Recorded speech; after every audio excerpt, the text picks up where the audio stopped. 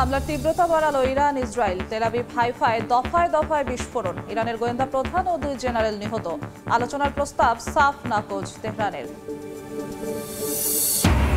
Doctor Yunus Tarique Rahman বৈঠকে নির্বাচন নিয়ে জনগণের প্রত্যাশা পূরণ হয়েছে। লন্ডন থেকে ফিরে আমির খসরু। গুলশানে বিএনপি মহাসচিবের সঙ্গে ব্রিটিশ হাই কমিশনারের সাক্ষাৎ। শেখ হাসিনা সহ 3 জনের বিরুদ্ধে জুলাই হত্যাযজ্ঞের মামলায় অভিযোগ গঠনের শুনানি। সাবেক আইজিপি মামুনকে ট্রাইব্যুনালে হাজির। আন্দোলনে গুলির নির্দেশ দেওয়ার অভিযোগ। গুমের বিচারে প্রতিশ্রুতিবদ্ধ অন্তর্বর্তী সরকার 1 মাসের মধ্যে হচ্ছে আইন। গঠন করা হবে স্থায়ী কমিশনও। জাতিসংঘের প্রতিনিধি দলের সঙ্গে বৈঠক শেষে আইন উপদেষ্টা। এবং মেয়র পরিচয় দেয়া ব্যানারে দক্ষিণ সিটির নগর ভবনের কর্মকর্তাদের সঙ্গে মত বিনিময় ইশরাক হোসেনের। শপথ পড়ানোর দাবিতে আজও অবস্থান কর্মসূচি সমর্থকদের।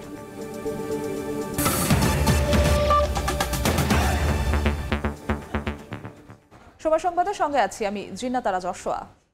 ইসরায়েলে রাতভর দফায় দফায় ক্ষেপণাস্ত্র ও ড্রোন হামলা চালিয়েছে ইরান। তেল আবিব হাইফা সহ বিভিন্ন শহরে ক্ষয়ক্ষতির খবর পাওয়া গেছে। আহত হয়েছেন বেশ কয়েকজন। নেতানিয়াহু বাহিনীর পাল্টা হামলায় ইরানের রেভলিউশনারি গার্ড বাহিনীর গোয়েন্দা প্রধান সহ 2 জেনারেল নিহত হয়েছেন।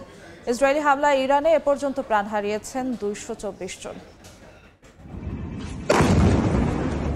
ইসরায়েল ইরান সংঘাত ঘনীভূত হচ্ছে প্রতি ঘন্টায়। রোববার ইসরায়েলের হামলায় নিহত হন ইরানের আইআরজিসির গোয়েন্দা শাখার প্রধান general Mohammad Kazemi, deputy general Hassan Mohaghegh ও জ্যেষ্ঠ কর্মকর্তা মোহসেন বাকিরি সহ সংগঠনটির বেশ কয়েকজন গুরুত্বপূর্ণ সদস্য। এছাড়া ইরানের বেশ কয়েকটি অস্ত্র কারখানাকে লক্ষ্য করে ব্যাপক হামলা চালায় ইসরায়েল। এ হামলাকে সন্ত্রাসী ও কাপুরুষোচিত উল্লেখ করে আইআরজিসি জানায়, এ হামলার পরপরই ইরান কঠোর ও সুসংগঠিত প্রতিক্রিয়া দিয়েছে। তবে এটা কেবল শুরু। জাতীয় প্রতিশোধের পথ এখান থেকেই শুরু হয়েছে বলেও মন্তব্য করে সংস্থাটি। হামলার প্রতিশোধে হাইফা, নেতানিয়া, আশকেলন ও তেল আবিবের আকাশে ছুটে এসেছে ইরানের ব্যালিস্টিক ক্ষেপণাস্ত্র।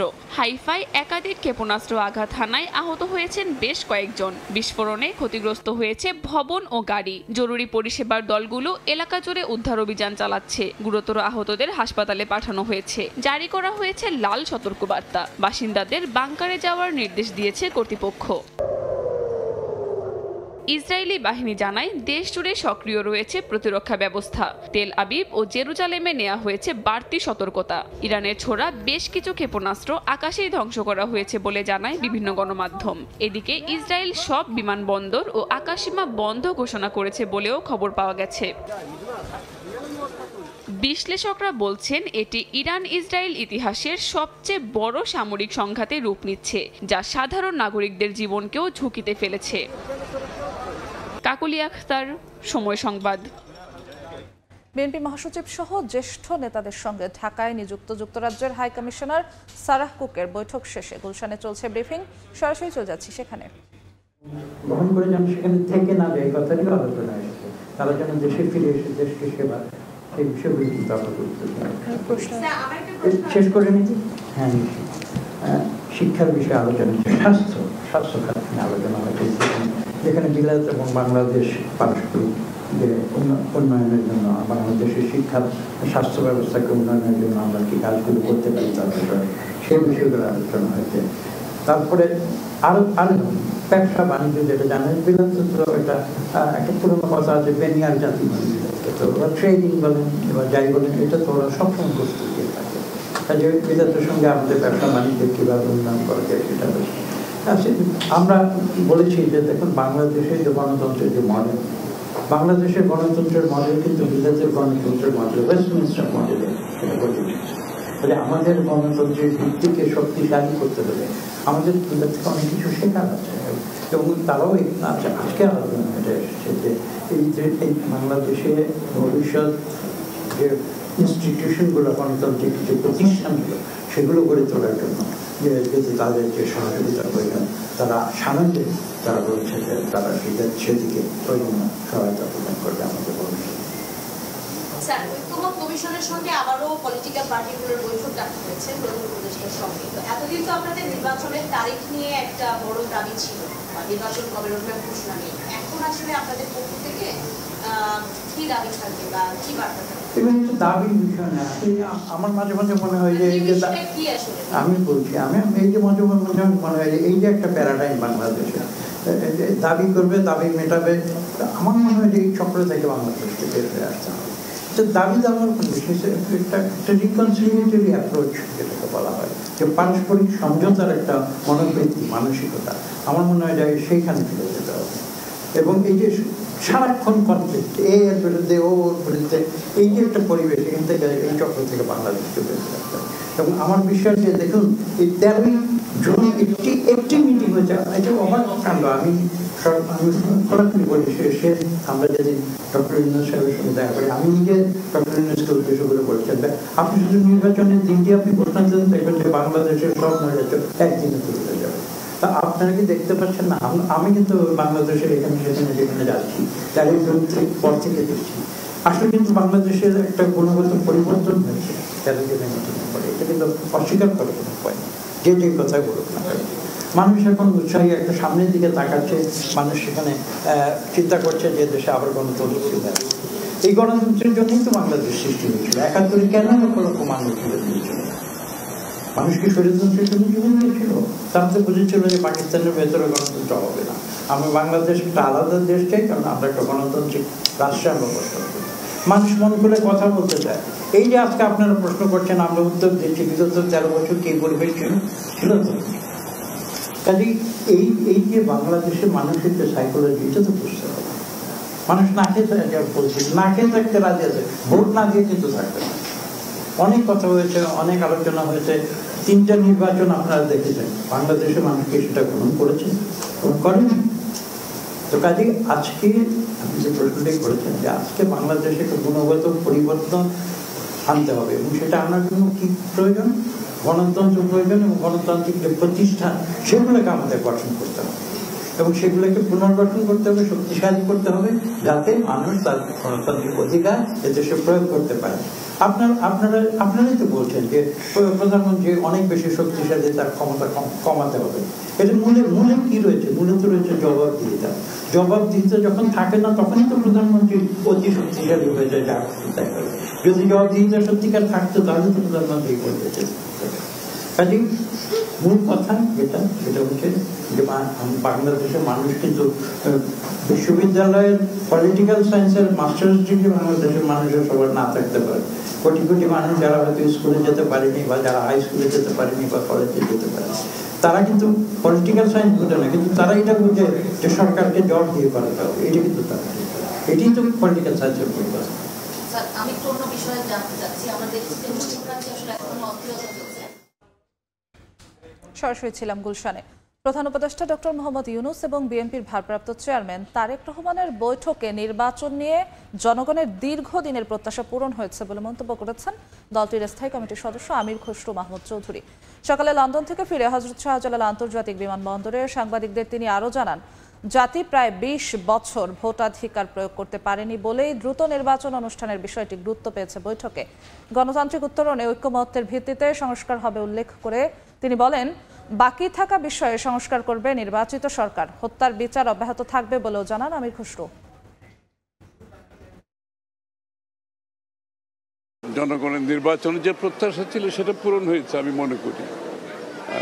সেদিক থেকে তো আমি মনে করি এটা সফল একটা আলোচনা হয়েছে, এবং বাংলাদেশের সবচেয়ে বড় কথা হচ্ছে আমাদের বিশেষ বিশেষ সন্ধিক্ষণে আমাদের যে ঐক্যমত হয়, সেটা হচ্ছে আমাদের একটা ভালো দিক দেশের জন্য।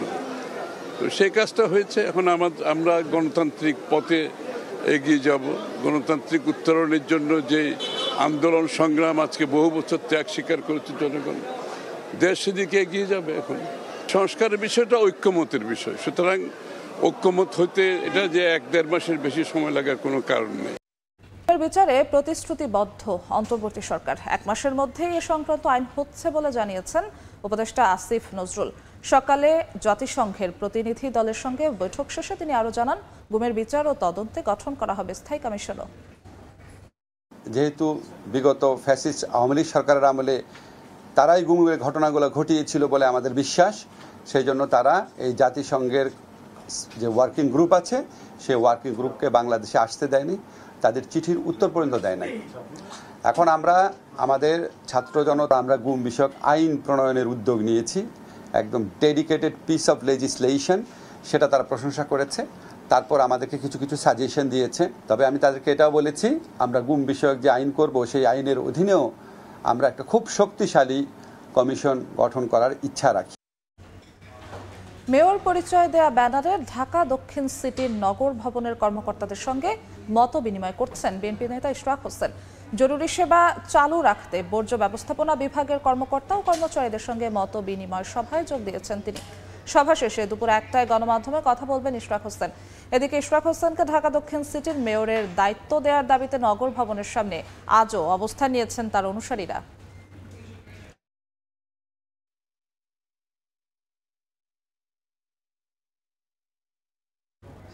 এই মুহূর্তে নগর ভবনে আছেন সহকর্মী রৌনক নিয়ন্তা, সরাসরি যাচ্ছি তার কাছে। রৌনক,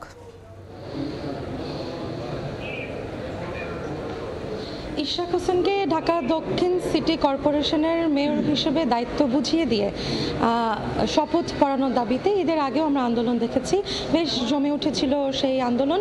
তবে ঈদের ছুটির কারণে কিছুটা শিথিল ছিল সেই আন্দোলন। তবে নতুন করে ইশরাক হোসেনের ঘোষণায় আবার সেই আন্দোলন অর্থাৎ অবস্থান কর্মসূচি চলমান রয়েছিল এবং সেই ধারাবাহিকতায় আজকেও ইশরাক হোসেনের সমর্থকরা নগর ভবনের সামনে অবস্থান কর্মসূচি পালন করছিলেন।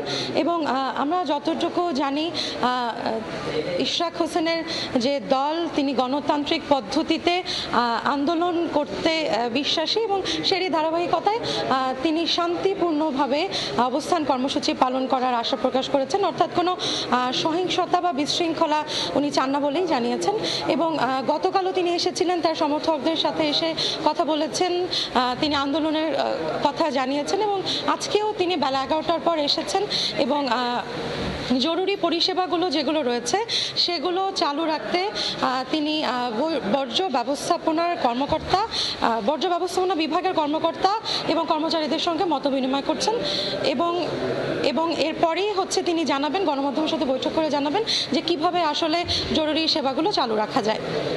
তো এই ছিল নগর ভবন থেকে। নগর ভবন থেকে সরাসরি যুক্ত হয়েছিলেন সহকর্মী রৌনক নিয়ন্তা। সরকারি চাকরি সংশোধন অধ্যাদেশ বাতিলের দাবিতে পূর্ব ঘোষিত কর্মসূচি অনুযায়ী সচিবালয়ে বিক্ষোভ করছেন কর্মকর্তা কর্মচারীরা। এই মুহূর্তে সেখানে আছেন সহকর্মী প্রসূন আশিস, সরাসরি যাচ্ছি তার কাছে। প্রসূন, দেখুন, গত 25শে মে সরকারি চাকরি সংশোধন অধ্যাদেশটি জারি হওয়ার পর থেকেই কিন্তু সচিবালয়ে কর্মকর্তা কর্মচারীরা এটি বাতিলের দাবিতে আন্দোলন করে আসছে। তো একেবারে ঈদের আগে যে শেষ কর্মদিবস ছিল 4 জুন, ঠিক 4 তারিখ পর্যন্ত তারা এই কর্মসূচি পালন করে আসছিল এবং প্রতিদিন তারা বিক্ষোভ কর্মসূচি পালন করেছে। সচিবালয়ের অধিকাংশ যারা কর্মচারী তারা কিন্তু একেবারেই কাজকর্ম ফেলে রেখে তারা মাঠে নেমে এসে বিক্ষোভ করেছেন এবং বিভিন্ন ধরনের স্লোগান দিয়ে বলেছেন যে এই অধ্যাদেশটি বাতিল না হওয়া পর্যন্ত তাদের কর্মসূচি চলবে। তো শেষ কর্মদিবসে তারা ঈদের জন্য আবার এটি বিরতি দিয়ে ঠিক 16ই জুন থেকে আবার তাদের এই বিক্ষোভ শুরু করবেন সেই ঘোষণাও দিয়েছিলেন। তো পূর্ব ঘোষিত এই কর্মসূচি অনুসারেই মূলত আজও সচিবালয়ে সকাল 11টা থেকে তাদের বিক্ষোভ কর্মসূচি চলছে। বিক্ষোভ করে যাচ্ছেন। এই মুহূর্তে আমরা রয়েছি সচিবালয়ের জনপ্রশাসন ভবনের নিচতলায়। এখানে জনপ্রশাসন এবং মন্ত্রিপরিষদ বিভাগ রয়েছে এবং এখানেই তারা এখন যারা কর্মচারীরা রয়েছেন তারা একত্রিত হয়ে সমাবেশ করছেন এবং এখানেই তারা বক্তব্য রাখছেন। একটু আগে যেটি ঘোষণা করেছেন যে কিছুক্ষণের মধ্যে এই সমাবেশ শেষ করে তারা মূলত গৃহায়ণ ও গণপূর্ত উপদেষ্টার কাছে একটি স্মারকলিপি দেবেন। ঠিক ঈদের আগেও বিভিন্ন উপদেষ্টার কাছে তারা এভাবেই স্মারকলিপি দিয়েছেন। তো আজকের মূলত তাদের কর্মসূচি এই পর্যন্ত থাকবে। কিছুক্ষণ আগে আইন উপদেষ্টা ডক্টর আসিফ নজরুল যেটি আমাদের জানিয়েছেন যে এই যে সরকারি চাকরি সংশোধন অধ্যাদেশটি হয়েছে সেটির ভিতরে কিছু সংগতি রয়েছে, উনি সেটি স্বীকার করেই বলেছেন। তখন উনি দেশেও ছিলেন না যখন এই আইনটি জারি করা হয় এবং আজকে বিকেলে একটি উচ্চ পর্যায়ের একটি কমিটি গঠন করা হয়েছে এই ব্যাপারে। এই কমিটি আজকে বিকেলে বৈঠক করবে বলেও আইন উপদেষ্টা আমাদেরকে জানিয়েছেন।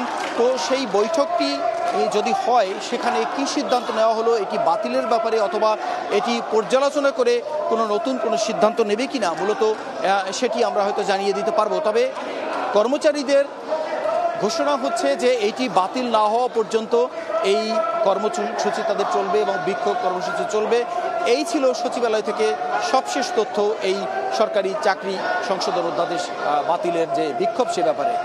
দেশ জুড়ে ফের মাথা চড়া দিচ্ছে কোভিড-19। একদিকে যেমন বাড়ছে রোগীর সংখ্যা, তেমনি জনমনেও বাড়ছে আতঙ্ক। করোনা মোকাবিলায় কতটুকু প্রস্তুত রাজধানীর হাসপাতালগুলো, কতটুকুই বা সক্ষমতা রয়েছে প্রতিরোধে? রাজধানীর বেশ কিছু হাসপাতাল ঘুরে সে খবর জানাচ্ছেন সহকর্মী মাহাদ ইসলাম ধ্রুব। ক্যামেরায় ছিলেন মুস্তাফিজুল হক আকাশ এবং SM সালাউদ্দিন। কোভিড-19 বা করোনা ভাইরাস মনে করিয়ে দেয় দুর্বিষহ এক স্মৃতির কথা, যে স্মৃতিতে ভেসে ওঠে অবরুদ্ধ নগরীতে বন্দি জীবন আর চারপাশে শুধুই লাশের মিছিল। বিশ্বজুড়ে আতঙ্ক ছড়ানো সে ভাইরাস ফের কড়া নাড়ছে দুয়ারে। দেশ জুড়ে বাড়ছে সংক্রমণ, সেই সঙ্গে জনমনেও বাড়ছে উদ্বেগ, উৎকণ্ঠা। পরিস্থিতি মোকাবেলায় 14 জুনের মধ্যেই সব হাসপাতালে চালু হওয়ার কথা করোনা কর্নার, তবে তা এখনো চালু হয়নি সব হাসপাতালে। এ যেমন মুগদা মেডিকেলে করোনা কর্নারের জন্য ঠিক হয়নি নির্ধারিত জায়গা। আপাতত গাইনি বিভাগকে করোনা ইউনিট করার প্রস্তুতি চলছে, আর গাইনি রোগীদের নেওয়া হবে অন্য ইউনিটে।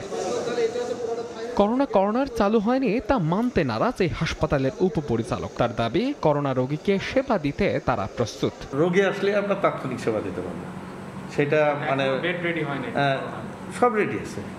হ্যাঁ, বেডও রেডি আছে, জাস্ট না ওটা গাইনি না, ওটা আইসোলেটেড ওয়ার্ড।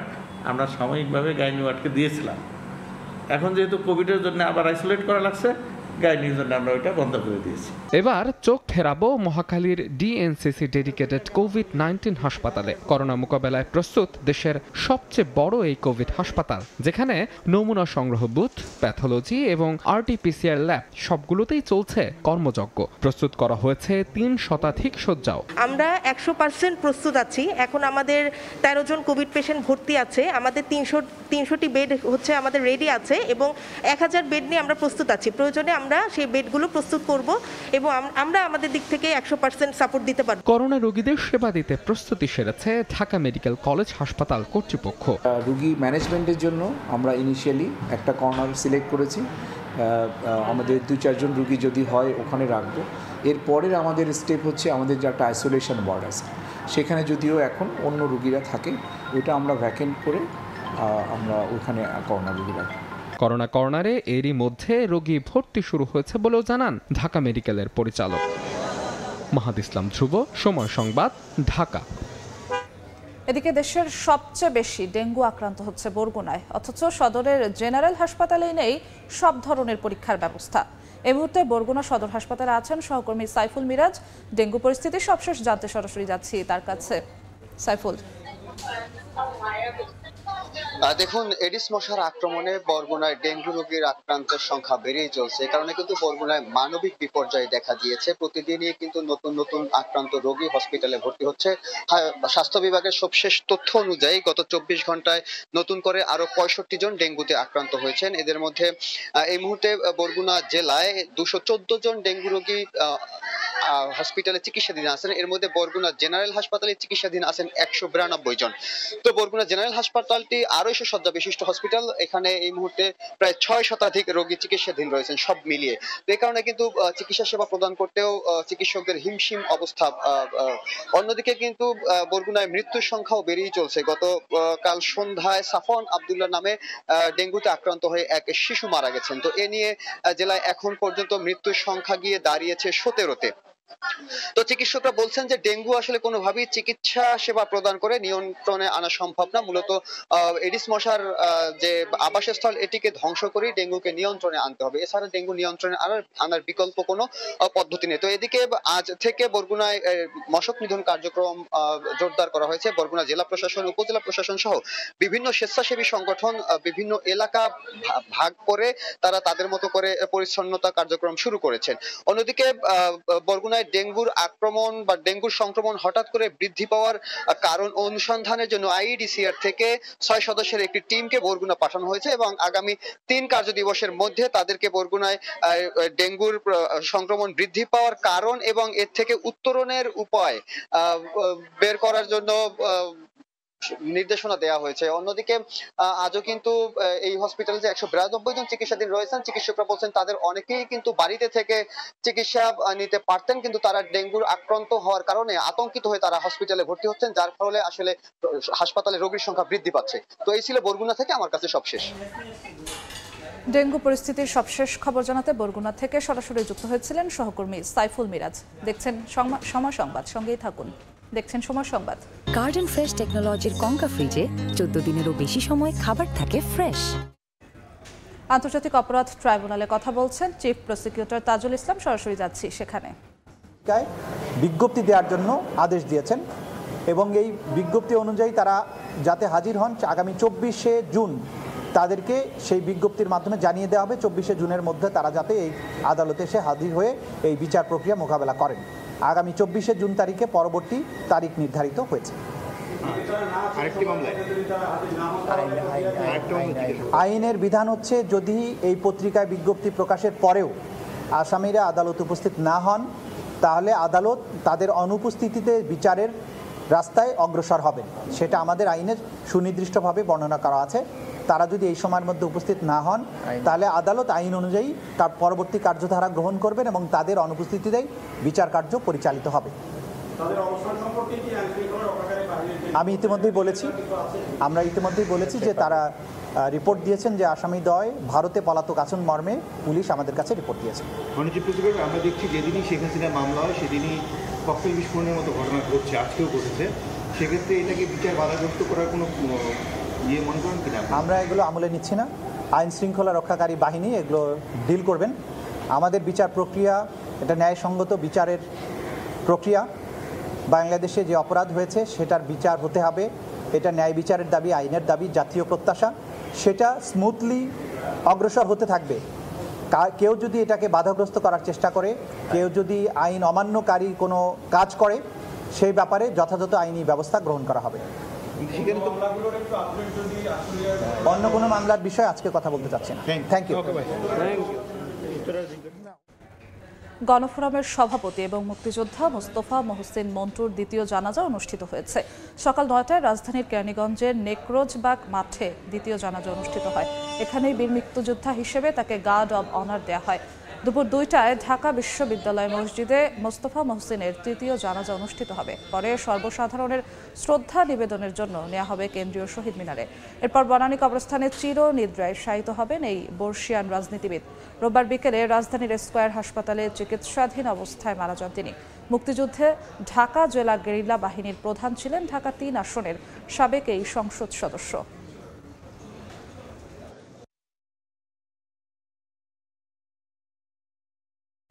টিএম বুথের কক্ষে এক কিশোরীকে ধর্ষণের অভিযোগ উঠেছে বুথের নিরাপত্তা কর্মীর বিরুদ্ধে। এদিকে হবিগঞ্জের ঢাকা থেকে বাড়ি ফেরার পথে চলন্ত বাসে এক কিশোরীকে ধর্ষণের অভিযোগ উঠেছে। কিশোরীর বাবা জানান, রোববার গাজীপুরের স্থানীয় তালহা স্পিনিং মিলে চাকরির সন্ধানে গিয়েছিল তার মেয়ে। পরে কারখানার গেটের পাশেই থাকা একটি এটিএম বুথের নিরাপত্তা কর্মী অধিক বেতনের চাকরির প্রলোভন দেখিয়ে বুথের ভেতরে নিয়ে ধর্ষণ করে। এ ঘটনায় আসামি গ্রেফতারে অভিযান অব্যাহত রয়েছে বলে জানিয়েছে পুলিশ। এদিকে রোববার মধ্যরাতে হবিগঞ্জে ঢাকা থেকে বাড়ি ফেরার পথে চলন্ত বাসে এক কিশোরীকে ধর্ষণের অভিযোগ উঠেছে মা এন্টারপ্রাইজ নামে একটি বাসের চালক ও হেলপারের বিরুদ্ধে। পরে চালককে আটক করা গেলেও কৌশলে পালিয়ে যায় হেলপার। ৩২.৫ লাখ কন্টেইনার, 12 কোটি মেট্রিক টন কার্গো হ্যান্ডলিং ও 4000 জাহাজ ভিড়িয়ে চলতি অর্থ বছরে আগের সব রেকর্ড ভাঙতে যাচ্ছে চট্টগ্রাম বন্দর। অথচ অর্থ বছরের শুরুতে টানা 3 মাস রাজনৈতিক অস্থিরতার পাশাপাশি দীর্ঘস্থায়ী বন্যায় বিপর্যস্ত হয়ে পড়েছিল দেশের আমদানি রপ্তানি বাণিজ্য। নুরজামাল আতিকের ক্যামেরায় বিস্তারিত জানাচ্ছেন কমল দে। দেশের বিভিন্ন জেলায় শুরু হয় আকস্মিক বন্যা, আর এর প্রভাবে সেপ্টেম্বর পর্যন্ত বিপর্যয়ের কবলে পড়ে দেশের অর্থনীতি, স্তিমিত হয়ে পড়ে আমদানি রপ্তানি বাণিজ্য। কিন্তু অক্টোবর থেকে ম্যাজিক্যালি ঘুরে দাঁড়িয়েছে দেশের অর্থনীতি। বিশেষ করে চলতি বছরের 14 জুন পর্যন্ত 31,63,000 কন্টেইনার, 12.5 কোটি মেট্রিক টন কার্গো পণ্য হ্যান্ডেলিং করেছে চট্টগ্রাম বন্দর। একই সঙ্গে বন্দরে ভিড়েছে পণ্যবাহী 3,900 জাহাজ। দেশে আমদানি রপ্তানি প্রবৃদ্ধির হার বেড়েছে এবং এটা সম্ভব হয়েছে বন্দরের বিভিন্নমুখী সংস্কার কার্যক্রমের জন্যই। বন্দরের মতোই চলতি অর্থ বছরে 6,88,000 রপ্তানি এবং 2,54,000 আমদানি কন্টেনার হ্যান্ডেলিংয়ে রেকর্ড করেছে 21টি বেসরকারি অফ ডক। দেশের প্রায় সার্বিক রপ্তানি পণ্যের প্রায় পুরোটাই কিন্তু অফ ডক হ্যান্ডেল করছে। সুতরাং এই প্রবৃদ্ধিটা কিন্তু দেশের সামগ্রিক রপ্তানি খাতের প্রবৃদ্ধিরই পরিচায়ক। সংকটের মাঝেও তৈরি পোশাক খাত রপ্তানি লক্ষ্যমাত্রা ধরে রাখায় এই অর্জন বলে দাবি গার্মেন্টস ব্যবসায়ীদের। বিশেষ করে চট্টগ্রাম বন্দর দিয়েই চলতি অর্থ বছরের প্রথম 3 প্রান্তিক অর্থাৎ মার্চ পর্যন্ত প্রায় 30 বিলিয়ন মার্কিন ডলার পণ্য রপ্তানি হয়েছে। একইভাবে এসেছে গার্মেন্টস সহ বিভিন্ন শিল্পের কাঁচামাল। আমরা ওভারটাইম করেছি, অনেক এক্সপেন্ডিচার বাড়াইছি, খরচের দিকে না তাকিয়ে আমাদের ব্যবসা অক্ষুণ্ণ রাখার জন্য আমাদের কর্মকাণ্ড আমরা কিন্তু চালিয়ে রেখেছি, সেই জন্য সম্ভব হচ্ছে। লয়েড লিস্ট অনুযায়ী বিশ্বের 100টি ব্যস্ততম বন্দরের মধ্যে চট্টগ্রাম বন্দরের অবস্থান 67তম। মূলত কন্টেনার হ্যান্ডেলিংয়ের সক্ষমতার উপর নির্ভর করে এই তালিকা তৈরি করা হয়। 2024-25 চলতি অর্থ বছর বাংলাদেশের জন্য ছিল ঘটনাবহুল। অর্থ বছরের শুরুতে গণ অভ্যুত্থান, এরপর আকস্মিক বন্যা, এর মাঝে ঘুরে দাঁড়িয়েছে বাংলাদেশের অর্থনীতি। প্রবৃদ্ধি হয়েছে আমদানি রপ্তানি বাণিজ্যে। চট্টগ্রামের এ সংবাদ। বাংলাদেশে প্রথম ওপেন এপিআই ব্যাংকিং প্ল্যাটফর্ম চালু করল United commercial bank PLC UCB. এর ফলে আরও উন্নত প্রযুক্তি নির্ভর এবং ভবিষ্যৎমুখী ডিজিটাল ব্যাংকিং সেবা নিশ্চিত করতে পারবে প্রতিষ্ঠানটি। রোববার এ উপলক্ষে গুলশানে ব্যাংকটির প্রধান কার্যালয়ে আয়োজিত সংবাদ সম্মেলনে জানানো হয়, বিশ্বব্যাপী ষষ্ঠ প্রতিষ্ঠান হিসেবে এই সর্বাধুনিক সংস্করণ ব্যবহার শুরু করেছে ইউসিবি। এ সময় ব্যাংকটির ব্যবস্থাপনা পরিচালক ও সিইও মোহাম্মদ মামদুদুর রশিদ বলেন, এই অর্জন কেবল একটি প্রযুক্তিগত সফলতা নয়, বরং এটি বাংলাদেশের আর্থিক খাতে আধুনিক ও গ্রাহক কেন্দ্রিক ব্যাংকিং ব্যবস্থার একটি মাইলফলক। নতুন প্রযুক্তির ব্যবহারের ফলে সেবার গতিশীলতা এবং সক্ষমতা বহুগুণ বাড়বে বলে জানানো হয়। দেখছেন সময় সংবাদ। খেলার খবর। শ্রীলঙ্কার গলে কাল থেকে শুরু বাংলাদেশ শ্রীলঙ্কা টেস্ট সিরিজের প্রথম ম্যাচ। আজ দুপুর 2:30টায় শেষ অনুশীলনের সেশনে মাঠে নামবে শান্ত বাহিনী। এই মুহূর্তে গল ইন্টারন্যাশনাল ক্রিকেট স্টেডিয়ামে আছেন রিপোর্টার তারেক হাসান শিমুল। সবশেষ খবর জানতে সরাসরি চলে যাচ্ছি তার কাছে। শিমুল, প্রথম টেস্টের জন্য কিন্তু বাংলাদেশ দল 2:30 থেকে অনুশীলন শুরু করলে এরই মধ্যে কিন্তু শ্রীলঙ্কা অনুশীলন অনেকটাই শেষ করে ফেলেছে। তবে এই ম্যাচটা অন্য একটি কারণে বিশেষ, যেটি হচ্ছে অ্যাঞ্জেলো ম্যাথিউস, যিনি শ্রীলঙ্কান ক্রিকেটের অন্যতম একজন কিংবদন্তি, তার বিদায়ী টেস্ট এবং তার এই বিদায়ী টেস্টকে ঘিরে কিন্তু বেশ আয়োজন আমরা দেখতে পাচ্ছি স্টেডিয়ামকে চারপাশে। এবং অ্যাঞ্জেলো ম্যাথিউসের যে বিভিন্ন সময়কার ছবি, বিভিন্ন উদযাপনের ছবি, তিনি যখন মাইল ফলকগুলো স্পর্শ করেন সেই ছবিতে ছেয়ে গেছে আসলে স্টেডিয়াম চত্বর। এবং কি অনুশীলনে আমরা দেখেছি বিদায়ী টেস্ট, সেখানেও কিন্তু তিনি একেবারেই সিরিয়াস, লম্বা সময় ব্যাটিং করেছেন। তারপরে এখন কিন্তু ঠিক আমার পেছনেই রয়েছেন, তিনি সেখানে ফিল্ডিং অনুশীলন করছেন। উইকেটের কাছে গিয়েছিলেন শেষ ম্যাচের, এই টেস্টের উইকেটটা আসলে কেমন হয় সেটাও তিনি দেখেছেন। পাশাপাশি যদি বলি শ্রীলঙ্কান টিম ম্যানেজমেন্টও কিন্তু বেশ সিরিয়াসলি ম্যাচটা দেখছে, যেহেতু তার ম্যাথিউসের বিদায় ম্যাচ, সেই জায়গায় বিদায়টার সঙ্গে যেন শেষটা জয় দিয়ে হয় সেটার দিকেই আসলে বেশি নজর আমরা দেখেছি। যে এখানকার যারা টিম বোর্ড মেম্বার রয়েছেন তারাও কিন্তু এখানে এসেছেন। তো আমার কাছে এই ছিল সবশেষ খবর গল থেকে। এ পর্যায়ে শীর্ষ সংবাদগুলো জানিয়ে দিচ্ছি আরেকবার।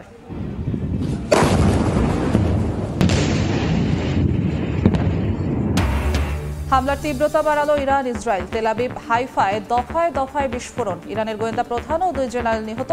আলোচনার প্রস্তাব সাফ নাকচ তেহরানের। ডক্টর ইউনুস তারেক রহমান বৈঠকে নির্বাচন নিয়ে জনগণের প্রত্যাশা পূরণ হয়েছে। লন্ডন থেকে ফিরে আমির খসরু। গুলশানে বিএনপি মহাসচিবের সঙ্গে ব্রিটিশ হাইকমিশনারের সাক্ষাৎ। এবং শেখ হাসিনা সহ 3 জনের বিরুদ্ধে জুলাই হত্যাযজ্ঞের মামলায় অভিযোগ গঠনের শুনানি। সাবেক আইজিপি মামুনকে ট্রাইব্যুনালে হাজির। আন্দোলনে গুলির নির্দেশ দেওয়ার অভিযোগ।